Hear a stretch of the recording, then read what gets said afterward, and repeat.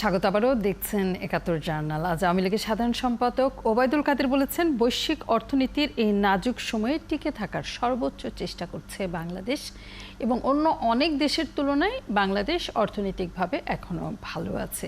কতটা নাজুক অবস্থা বৈশ্বিক পরিস্থিতি, বাংলাদেশের অর্থনীতির অবস্থা কি, রিজার্ভ এই মুহূর্তে যে অবস্থায় আছে সেটি নিয়ে সাধারণ মানুষের কোন পর্যায় পর্যন্ত উদ্বিগ্ন হওয়া উচিত, সেই খবর নিয়ে কথা বলবো। আমাদের সাথে আছেন ফরিদ হোসেন দীপ আজাদ এবং যুক্ত হচ্ছেন অর্থনীতিবিদ ডক্টর আহসান এইচ মনসুর, তিনি পলিসি রিসার্চ ইনস্টিটিউটের নির্বাহী পরিচালক। স্বাগত আপনাকে। এবং যুক্ত হবেন শেখ আবদুল্লাহ, দ্য বিজনেস স্ট্যান্ডার্ডের বিশেষ প্রতিনিধি। আপনাকেও স্বাগত আমাদের সাথে যুক্ত হবার জন্য। দীপ আজাদ, ফরিদ হোসেন যুক্ত থাকবেন আলোচনায়। আমি আহসান এইচ মনসুর আপনার কাছে একটু জিজ্ঞেস করি, যদি ৪-৫ লাইনে এই মুহূর্তে বাংলাদেশের অর্থনীতি, যেটি সাধারণ মানুষ পর্যন্ত বোঝা দরকার, জানা দরকার, আপনি ব্যাখ্যা করেন, তাহলে কোন লাইনগুলোকে আপনি সামনে আনবেন? আমি কয়েকটি ইস্যু তুলব। সেটা হচ্ছে, ১ নম্বর, মানুষকে যেটা সরাসরি অভিজ্ঞতা আনছে সেটা হচ্ছে মূল্যস্ফীতি। মূল্যস্ফীতি সরকারও বলছে যে আমাদের ১ নম্বর সমস্যা, আমরাও মনে করি সেটাই ১ নম্বর সমস্যা। কিন্তু এটার সাথে অন্তর্নিহিত আরো কিছু জিনিস আছে যেগুলোকে টাচ না করলে নয়। তার মধ্যে আছে যে এক্সচেঞ্জ ইনস্টেবিলিটি, সেটা ক্রমান্বয়েই আমরা দেখছি যে ২ বছর হয়ে গেল প্রায়, কিন্তু এই ইনস্টেবিলিটি যাচ্ছে না। আমরা দেখছি রিজার্ভের পতন ধারাবাহিকভাবে চলছে এবং IMF এর প্রোগ্রামে যেখানে লক্ষ্য ছিল রিজার্ভকে বাড়ানোর, সেখানে উল্টো দিকে আমরা প্রতিবারই মিশন এসে সেটা রিজার্ভ টার্গেটকে তারা অ্যাকোমোডেট করে কমিয়ে দিচ্ছে এবং কমতে কমতে এখন ১৩ বিলিয়নে চলে এসছে। তো এটা এটা এটা ভালো লক্ষণ নয়। সাথে যে জিনিসটা আমরা খেয়াল করতে হবে যে ইন্টারেস্ট রেট পলিসি, আমরা বহুদিন ধরে সরকারকে বলে আসছিলাম যে এটাকে ছেড়ে দিতে হবে। ৯-৬-এর বাধা প্রথমে সরকার এখান থেকে বের হয়ে আসলো মাস তিনেক আগে, পরে আবার আরেকটা এক ধরনের ভেটকিবাজি, যেটাকে আমরা বলি যে স্মার্ট সিস্টেম তারা নাম দিলেন, কিন্তু basically that was backward looking একটা ইন্টারেস্ট রেট ফিক্সিং পলিসি। সেখান থেকে এখন বের হয়ে আসছে। এখন এটাও একটা বিষয়, চিন্তার বিষয়, যে এটা এই ইন্টারেস্ট রেটটা লিবারালাইজ করার পরে এটা বাড়বে, সেটাই স্বাভাবিক। কতখানি বাড়বে সেটা ডিপেন্ড করবে সরকার কতখানি ব্যাংকিং খাত থেকে বড় করে তার উপরে। তো সেইখানে সরকার শুধুমাত্র বললে হবে না যে এটা আমরা বাড়তে দেব না বা 14-এর উপরে যাবে না বলে আশাবাদী, সেটা কিন্তু ইট ডাজন্ট কাট আইস। যে জিনিসটা দরকার সেটা সরকারকে বলতে হবে যে আমরা হার কম নেব, একটু বড়োইং ফ্রম দ্য ব্যাংকিং সিস্টেম থেকে কমিয়ে এনে আমরা এখানে ইন্টারেস্ট রেটকে একটু একটু রিলিফ দেব। কিন্তু এই কম্বিনেশন অফ পলিসি যদি আমরা করতে পারি এবং সাথে সামনে যে বাজেটটা আসছে সেটা আকার ছোট করা হচ্ছে, সেটাই সঙ্গত। এবছরের বাজেটের আকার ছোট হবে, সেটা যদি হয় তাহলে একটা সাপোর্টিং একটা রেজিম পাবে। আমার মনে হয় সব মিলিয়ে মনিটারি পলিসি টাইট থাকবে, ইন্টারেস্ট রেট পলিসি মনিটারি পলিসিকে টাইট রাখতে সহায়তা দেবে এবং এক্সচেঞ্জ রেটকে স্টেবিলাইজ করবে। সেটা হলে ইনফ্লেশনটা আস্তে আস্তে কমাতে শুরু করবে এবং এই পলিসি প্যাকেজটাকে ফিসক্যাল সাইড থেকে, অর্থাৎ বাজেটের সাইড থেকে সাপোর্ট দেওয়া হবে সরকারিভাবে বাজেটটাকে ছোট করে এনে। সেটাও সঠিক পদ্ধতি, সঠিক পলিসি বলে আমি মনে করি। এবং সার্বিকভাবে আমি যেটা বলবো যে বাংলাদেশ ব্যাংক যেন এটাকে নির্মোহভাবে বাস্তবায়ন করে, এখানে যেন অযাচিত হস্তক্ষেপ না করে, মাঝপথে এসে অ্যাবান্ডন না করে দেয়। এবং যে জিনিসটা খেয়াল করতে হবে সেটা হলো লিকুইডিটি যেন ভিন্ন পথে আবার চলে না আসে বাজারে। সেখানে আমি উল্লেখ করবো দুটো জিনিস। একটা হচ্ছে যে কোনো মতেই টাকা ছাপিয়ে বাজেটকে দেওয়া যাবে না, যেটা এখন দিচ্ছে না বাংলাদেশ ব্যাংক। কিন্তু অন্যভাবে কিন্তু টাকা ছাপানো হচ্ছে, সেটা হচ্ছে ব্যাংকগুলোকে তারল্য সরবরাহ করা হচ্ছে ব্যাপকভাবে এবং সেটার কারণেও কিন্তু বাজারে টাকা চলে আসতেছে। সেটাকে একটু কন্ট্রোলে রাখতে হবে। এইগুলো যদি করা হয়, আমি মনে করি যে আগামী হয়তো 6 মাস বা 9 মাসের মধ্যে আমরা একটা ভালো ফল দেখতে পারবো বলে আশাবাদী। বাহ, থাকবেন আপনি। ফরিদ হোসেন দীপ আজাদ কোনো কিছু যুক্ত করবেন? আমি শেখ আবদুল্লাহর কাছে যাব। আমার প্রশ্ন হচ্ছে, যদি এই মাসের প্রথম 12 দিনে $90 কোটি প্রবাসী আয় আসলে আসে এবং এই হিসাবে যদি চলতে থাকে, তাহলে রিজার্ভ নিয়ে আপনারা প্রতিদিন খোঁজ খবর রাখেন, অঙ্ক করেন, সেজন্য আপনার কাছে জানতে চাও যে উদ্বেগ উৎকণ্ঠার জায়গাটা আসলে কোন পর্যায় পর্যন্ত। এবং যেইভাবে আমরা সকলেই এটি নিয়ে আসলে কথা বলছি, মনে হচ্ছে আমরা সবাই আহসান এইচ মনসুরের মতো বা আপনাদের মতো প্রসঙ্গগুলো বুঝি, সেই রকম আলাপ করবার মতো যে সব গেল বাস্তবতা তৈরি হয়েছে কিনা। শেখ আবদুল্লাহ। ধন্যবাদ আপনাকে। আসলে $90 কোটি এই প্রথম 12 দিনে এসেছে, সেটা স্বাভাবিক। আমরা বছরের পর বছর ধরে দেখে আসছি বাংলাদেশের যে সমস্ত প্রবাসীরা বিদেশে থাকেন, তারা ঈদ এবং কোরবানিকে সামনে রেখে তাদের পরিবারের কাছে বেশি টাকা পাঠান। ঈদের সময় তো আপনারা জানেন যে বিভিন্ন ধরনের খরচের জন্য আমাদের একটা চাহিদা থাকে। কোরবানি উপলক্ষ প্রবাসীরা তাদের পরিবারের কাছে কোরবানি কেনা সহ অন্যান্য প্রয়োজনে তারা বাড়তি টাকা পাঠান। এবছর যে সময়টা গেছে আপনি খেয়াল করবেন যে আমরা কিন্তু এখন বোরো ধান তুলছি। মানে আমাদের রমজানের সময় আমাদের দেশে বোরো ধানের চাষ ছিল।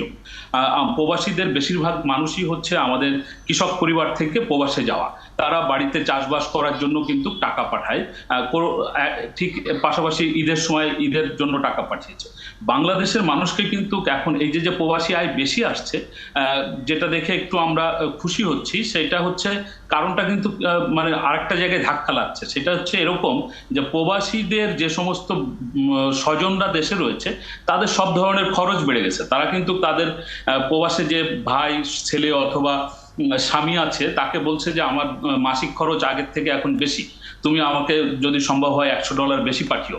তো সে বাধ্য হয়ে সে চেষ্টা করে বা তার সে সেখানে না জমিয়ে বাংলাদেশে পাঠাচ্ছে। সেটা একদিকে আমাদের রিজার্ভের জন্য ভালো, কিন্তু দেশের মানুষের মধ্যে কিন্তু এই মূল্যস্ফীতির চাপের একটা কষ্ট তৈরি হয়েছে। আপনি আর একটা প্রশ্ন করেছেন যে রিজার্ভ নিয়ে স্বস্তি আসলে কতটুকু। স্বস্তির জায়গাটা আসলে আমরা খুব বেশি ভরসা করতে পারছি না, এই কারণে যে আমরা দীর্ঘদিন ধরে ধরেন আমরা যদি আগের অর্থমন্ত্রী মুস্তফা কামাল স্যারকে মনে করি, উনি কিন্তু আমাদের বলে আসছিলেন রিজার্ভ ঘুরে দাঁড়াবে এবং উনি একটা প্রণোদনা দিলেন। আমরা দেখলাম যে ব্যাংকগুলো সরকারের যে 2.50% রিজার্ভে প্রণোদনা আছে, তার পাশাপাশি ব্যাংকগুলো নিজস্ব কিছু প্রণোদনা দিচ্ছিল। তারপরেও কিন্তু অফিসিয়াল চ্যানেলে রিজার্ভ বাড়েনি। আমাদের বর্তমান গভর্নরকে দায়িত্ব নেওয়ার পরে আমরা বলতে শুনেছি যে উনি দেখেছেন যে 20 কোটি টাকা, $20 মিলিয়ন যেখানে মূল্য, সেখানে মাত্র $2 মিলিয়ন দেখিয়ে এলসি খোলা হচ্ছে। উনি হুন্ডির বিভিন্ন প্রবণতা ওই সময় তুলে ধরছিলেন যে হুন্ডি হচ্ছে, কিন্তু সেই হুন্ডি যে বন্ধ হয়েছে এই কথা কিন্তু পরবর্তীতে ওনাকে আমি আর বলতে শুনিনি। উনি দায়িত্ব নেওয়ার পরে হুন্ডি হয় এই কথা বারবার বলে আসছিলেন, কিন্তু হুন্ডি দেশে বন্ধ হয়েছে এটা কিন্তু উনি বলেননি। আমরা এখনো এই বিনিময় হারের যে তারতম্য রয়েছে, উনি দায়িত্ব নেওয়ার পরে উনি বলেছিলেন রেমিটেন্সের জন্য এক ধরনের বিনিময় হার দিবে, উনি এক্সপোর্ট আর্নিং এর জন্য এক ধরনের বিনিময় হার দিবে, উনি ইম্পোর্টের জন্য এক ধরনের বিনিময় হার দিবে, এরকম ব্যবস্থা চালু করেছিলেন। কিন্তু এখনো বিনিময় হারের যে ওঠানামা রয়েছে, বর্তমানে ব্যাংকগুলো যে দর দেয়, তাতে আমরা খোলা বাজারে যে ধরনের বিনিময় হারের কথা শুনছি বা হুন্ডি বাজারে যে ধরনের বিনিময় হারের কথা শুনছি, এখনো অফিসিয়াল চ্যানেলে প্রবাসীরা যে বেশি করে টাকা পাঠাবে সেই ভরসা আমরা এখনো পাচ্ছি না। আমাদের কাছে মনে হচ্ছে যে এখনো আনঅফিসিয়াল চ্যানেলে বেশি বেশি টাকা এটি নানান রকম কারণ আমরা শুনি, আপনিও শুনেন, সেই আলাপটি থাক। আরেকটি প্রশ্ন আপনার কাছে করতেই চাই, আমাদের যে রপ্তানি আয় সেটি কি কমে গেছে? সেটির কি অবস্থা? সেটি জানুয়ারি, ফেব্রুয়ারি এবং মার্চ এই 3 মাসে আমাদের যে রপ্তানি উন্নয়ন ব্যুরো তারা যে তথ্য প্রকাশ করে, সেখানে আমরা দেখেছিলাম $5 বিলিয়ন বেশি করে রপ্তানি আয় এসেছে। কিন্তু আমাদের এপ্রিল মাসে এসে আমরা দেখেছি সেটা $4 বিলিয়ন কম। আমরা দেখেছি যে $3.91 বিলিয়ন রপ্তানি আয় এপ্রিল মাসে এসেছে। তো আমাদের প্রথম 3 মাসের তুলনায় আমাদের এপ্রিল মাসে রপ্তানি আয় অনেকখানি কমেছে, যেটা নিয়ে আমাদের রপ্তানিকারকরা। এটি কি খুব অস্বাভাবিক? অস্বাভাবিক যদি আপনি গত বছরের সাথে তুলনা করেন তাহলে খুব অস্বাভাবিক না। গত বছরের এপ্রিল মাসের তুলনায় 2023 ফলে আমরা আমাদের মতো করে বুঝবার জন্য, শেখ আব্দুল্লাহ, একটি হচ্ছে আমাদের যে রেমিটেন্স আসবার কথা সেটি যেমন আসছে, রপ্তানি আয়ও একটি জায়গায় আছে যেটি বড় অস্বাভাবিক নয়। তাহলে কেন এত হাই হাই রব? হাই হাই রবটা হচ্ছে এই জন্য যে আপনার আজকে আপনি ধরেন পণ্য মূল্য বাড়ে নাই, আপনার বিনিময় হারটা যে জায়গায় আপনি নিয়ে গেছেন সেইখানে যাওয়ার কারণে আপনার দেশের প্রত্যেকটা পণ্যের মূল্য বেড়ে যাচ্ছে। আপনার ডলার আপনি ধরে রাখতে পারছেন না, এই কারণে যে আপনি হঠাৎ করে আপনার এলএনজির ইম্পোর্ট আপনার বেড়ে গেছে। আপনি এখন জ্বালানি তেলের যেভাবে মূল্য নির্ধারণ করছেন, তাতে আপনাকে আন্তর্জাতিক বাজারের সাথে সমন্বয় করে জ্বালানি তেলের দাম নির্ধারণ করতে গিয়ে প্রতি মাসে মাসে যে ওঠানামা হচ্ছে, সেখানে আপনার কখনো বেশি ব্যয় করা লাগছে, কখনো আপনি কম ব্যয় করছেন। আপনার এই যে সাম্প্রতিক সময়ে একদম পরিষ্কার আন্তর্জাতিক বাজার আপনি বললেন, জনাব ওবায়দুল কাদের বলেছেন যে বৈশ্বিক অর্থনীতির একটা চাপের মধ্যে বাংলাদেশ পড়েছে এবং এটি একটি বড় চ্যালেঞ্জ। আরেকটু হচ্ছে তিনি বলেছেন অন্য অনেক দেশের তুলনায় বাংলাদেশ ভালো আছে। এই জায়গায় কি মন্তব্য করবেন? কারণ বেশি দাম দিয়ে তো এলএনজি অন্য দেশকেও কিনতে হচ্ছে, ফলে বাংলাদেশ অন্যদের চেয়ে ভালো খারাপ, এই জায়গায় শেখ আব্দুল্লাহ আপনার মন্তব্য। আমি আপনাকে এখানে বলি, বেশি দাম দিয়ে কিনতে হচ্ছে সেরকম ব্যাপারটা কিন্তু সবার জন্য না। আপনার হচ্ছে আপনি কিছু চুক্তি করছেন, আপনার সেই চুক্তিগুলো আপনি কিভাবে কার সাথে করছেন, কত দামে করছেন, সেটা একটা ব্যাপার। আর বৈশ্বিক একটা চাপ সৃষ্টি হয়েছে এ কথা সত্য, কিন্তু অন্য দেশের সাথে হচ্ছে আওয়ামী লীগের মাননীয় সাধারণ সম্পাদক কিভাবে তুলনা করেছেন আমি জানি না, কিন্তু অন্য অনেক দেশের মূল্যস্ফীতি আমরা দেখেছি সাম্প্রতিক সময়ে কমে এসেছে, বাংলাদেশের সেটা কমে নাই। আমরা অন্য অনেক দেশের রিজার্ভ পরিস্থিতির উন্নতির খবর পাচ্ছি, কিন্তু বাংলাদেশের উন্নতির খবর আমরা দেখছি না। আমরা অন্য অনেক দেশের হচ্ছে বিনিয়োগ পরিস্থিতি উন্নতি হচ্ছে, রপ্তানি আয় বাড়ছে, সেই খবর পাচ্ছি, কিন্তু বাংলাদেশের বিনিয়োগ পরিস্থিতির উন্নতি অথবা রপ্তানি আয় বৃদ্ধির খবর আমরা পাচ্ছি না। যে কারণে মাননীয় সাধারণ সম্পাদক কি প্রেক্ষিতে এই তুলনাটা করেছেন উনি হয়তো ব্যাখ্যা দিলে আরো ভালো জানা যাবে, কিন্তু আপনি যদি হেড টু হেড বিভিন্ন দেশের সূচকের সাথে তুলনা করেন, বাংলাদেশকে আপনি কার সাথে তুলনা করবেন? সেই দেশগুলোর নাম উল্লেখ করে আপনি হেড টু হেড যদি তুলনা করেন, সেই ক্ষেত্রে আপনি আমার মনে হয়। জি, শেখ আব্দুল্লাহ থাকবেন। ফরিদ হোসেন কোনো কিছু যুক্ত করবেন? দীপ আজাদ, আমাদের দুইজন আলোচক আছেন আরো। আমি একটু যদি যুক্ত করতে চাই, একটা হচ্ছে যে ডক্টর আহসান মনসুরের কাছেই আমি জিনিসটা একটু জানতে চাই। আমরা দেখতে পাচ্ছি যে সরকার কতগুলো পদক্ষেপ নিয়েছে, এবং যেটা ডক্টর আহসান মনসুর সাহেব তাদের মতো যারা আছেন তারা অনেকদিন থেকেই বলে আসছিলেন, যেমন সুদের হার 9 এবং 6 সেটাকে এখন তুলে দেওয়া হয়েছে। আপনার ডলারের যে একটা বাণিজ্যিক বাজার ভিত্তিক করা হয়েছে, এবং তিনিও বললেন যে প্রধানমন্ত্রী নিজে করে বলেছেন যে এবারে বাজেট নিয়ে যখন আলোচনা, যে এটাকে ছোট করতে হবে, ব্যয়টাকে সংকোচন করতে হবে, যেখানে প্রয়োজন নাই, অপ্রয়োজনীয় ক্ষেত্রে ব্যয়গুলো করা যাবে না। তো এই যে পদক্ষেপগুলো নেওয়া হচ্ছে, এগুলোর খুব একটা আলোচনা হয় না মনসুর, এবং এগুলোকে তাহলে সমাধানটা কি? আমরা যে সমাধানটা কথা বলছি যে বাজেট রিজার্ভ কমে যাচ্ছে, এবং বিভিন্ন ধরনের ফিগার, তো মূল্যস্ফীতি হচ্ছে, সবকিছু হচ্ছে, কিন্তু এই পদক্ষেপগুলো তো নেওয়া হচ্ছে। আমি জানতে চাচ্ছি যে এগুলো আপনারাও সমাধানের কথা বলছিলেন যে এই ধরনের পদক্ষেপগুলি নেওয়া দরকার, এবং সেটাই নিচ্ছে সরকার। তাহলে কেন আমরা সামনে ভালো করতে পারবো? দীপ আজাদ, এটা তো আমার প্রশ্নটা হলো যে আমি তো বলছি না যে ভালো করতে পারবো না, আমি বলছি যে সময় দিতে হবে। এই পলিসিগুলো হ্যাজ টু প্লে আউট, এটাকে সময় দিতে হবে, এবং সেই সময়টা আমি বলেছি যে এটা 6 থেকে 9 মাস লাগবে এই জিনিসটা প্লে আউট করতে। আমরা কিন্তু 2 বছর হারিয়েছি, এটা কিন্তু ভুলে গেলে চলবে না। এটা রাজনৈতিক কারণেই হয়েছে, এক ধরনের মানে যেটা অনেক আগেই করা যেত সেইটা কালক্ষেপণ করার কারণে আজকে আমরা এইখানে এসে দাঁড়িয়েছি। আমাদের 14-24 বিলিয়ন ডলার রিজার্ভ আমরা হারিয়েছি ইন দ্য প্রসেস। আর মানুষের কষ্ট 2 বছর ধরে হচ্ছে, সেই জিনিসগুলো থেকে আমরা কিন্তু আর অনেক আগেই পরিত্রাণ পেতে পারতাম, কিন্তু যাই হোক দেরিতে হলেও এখন সরকার সেই অবস্থানে এসেছে যে অবস্থানে 2 বছর আগে যায়।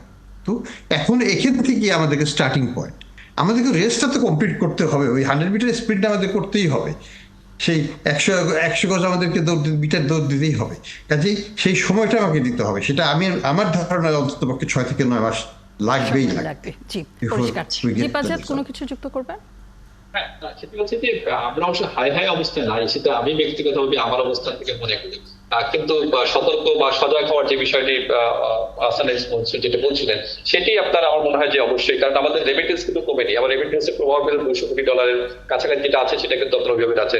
রপ্তানির আয় আপনার হয়তো এপ্রিল মাসের কথা যেটা সে আপনি বলছেন, এপ্রিল মাসে কিন্তু গত 3 মাসে যেটা সেটা কিন্তু আপনার প্রভাবটা সেরকম আছে। তবে রপ্তানি আয়গুলো যাতে মানে থেকে না যায়, রপ্তানি আয়গুলো যাতে যথাযথভাবে মানে 100% দেশে আসে, সেইটি নিশ্চিত করা যেমন দরকার, তেমনি বাজার পরিস্থিতি মূল্যস্ফীতিটা কিভাবে নিয়ন্ত্রণ করবে সেই কাজ নিশ্চয়ই করছেন, কিন্তু অবশ্যই আমরা ফল দেখতে সময় তো লাগবেই। অপেক্ষা যেহেতু একটু মানে সমস্যা হয়েছে, ফল একটু দেখতে সময় অপেক্ষা করতে, সেই ধৈর্যটা আমাদের আছে কিনা সেটা একটি বড় প্রশ্ন। আমি একটু বলি, রপ্তানি আয় এপ্রিল মাসে কমেছে, সেটা সঙ্গত কারণ আছে। ওই সময় আমাদের ঈদের মাস ছিল, ঈদের সময় তো অনেক লম্বা বন্ধ থাকে, ওই সময় কিন্তু রপ্তানি শিপমেন্টগুলো হয় না, ফলে এটা হয় মার্চ মাসে হয়ে যায় আর না হলে মে মাসে হবে।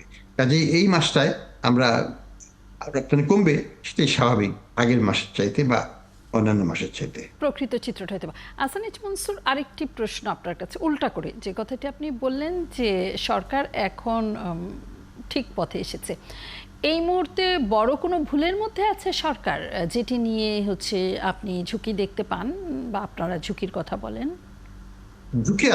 ঝুঁকি আছে কারণ আমাদের ব্যাংকিং খাতটা নিয়ে আমরা খুবই চিন্তিত। এটাকে ঠিক না করলে কিন্তু অর্থনীতি ওই মাজা সোজা করে দাঁড়াতে পারবে না, দৌড়াতেও পারবে না, ব্যাক পেনে পড়ে যাবে আবার। কাজে আমাকে এখানে জোর দিতেই হবে। 2 নম্বর হচ্ছে সংকোচন করে আমি স্টেবিলাইজ করতে পারবো, কিন্তু আমাকে তো সংকোচন তো সলিউশন নয়, আমাকে তো আলটিমেটলি তো আমাকে গ্রোথের পথে যেতে হবে। তাহলে কনসলিডেশন যখন শেষ হবে 1 বছর 1.5 বছর পরে, আমাকে যদি রাজস্ব আমি না বাড়াতে পারি, আমার ফিসক্যাল সাইডকে আমি বাড়াতে পারবো না, আমার ব্যাংকিং খাতকে ভালো না করতে পারলে আমার মনিটারি এক্সপ্যানশন আমি করতে পারবো না, তাহলে কিন্তু আমি একটা নন ইনফ্লেশনারি স্টেবল এনভায়রনমেন্টে গ্রোথে ফিরে যাওয়া, সেই যে প্রচেষ্টা, সেটা কিন্তু ব্যাহত হবে। সরকারের উদ্দেশ্যে আমার বক্তব্য হবে, সংস্কার কার্যক্রমটা একটু শুরু করুন, দেরি করবেন না। স্টেবিলাইজেশনে আমরা দেরি করে ফেলেছি, কিন্তু সংস্কার কার্যক্রম তো আমরা শুরুই করি নাই, সেখানে আমাদের হাত দিতেই হবে। তা না হলে স্বপ্ন দেখিয়ে কোনো লাভ নেই। আমরা উচ্চ মধ্যম আয়েও যেতে পারবো না, উচ্চ আয়ের দেশে তো যাওয়াটা অনেক পরের কথা, সেটা ভাবতে হবে সরকারকে। অনেক ধন্যবাদ আহসান এইচ মনসুর এবং শেখ আব্দুল্লাহ আমাদের সাথে যুক্ত হয়ে সময় দেবার জন্য।